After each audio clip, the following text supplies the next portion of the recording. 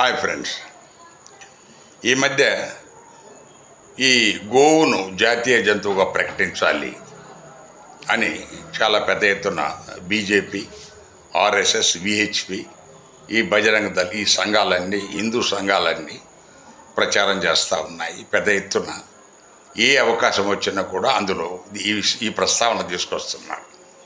ఈ సందర్భంగా మనము ఈ హిందూ మత సంఘాలు ఏమైతే ఈ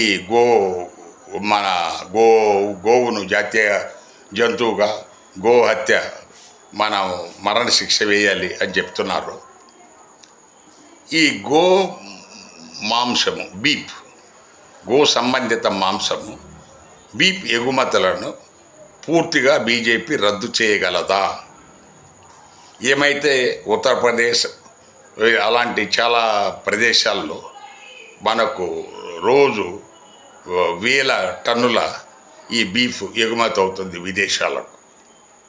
అది దాని ఓనర్స్ ముస్లింలు కాదు. మరి మీరు మన గోమాతను జాతీయ జంతువుగా ప్రకటించి గోహత్యను నిషేధిస్తే, సో అలాంటప్పుడు బీఫ్ ఉండకూడదు. సో బీఫ్ ఎగుమతి, అసలు బీఫ్ ఉత్పత్తి మీరేమన్నా నిలుపు చేయగలరా? మరి ఒకసారి మీరు ఆలోచించుకొని తర్వాత ఈ నినాదాలు లేవనెత్తాలనేది. ఎందుకంటే ముస్లింలు తింటామనేది కాదు, ముస్లింలు తినేది తక్కువ, విదేశాలకు ఎగుమతి అయ్యేది లక్షల వేల టన్నులు ఉంది. దానికి మీరు జవాబు చెప్పాల్సిన బాధ్యత ఉంది. ముందు అది తెలుసుకోవాల్సిన అవసరం ఉందనేది ఈ వీడియో ఉద్దేశం. Thank you.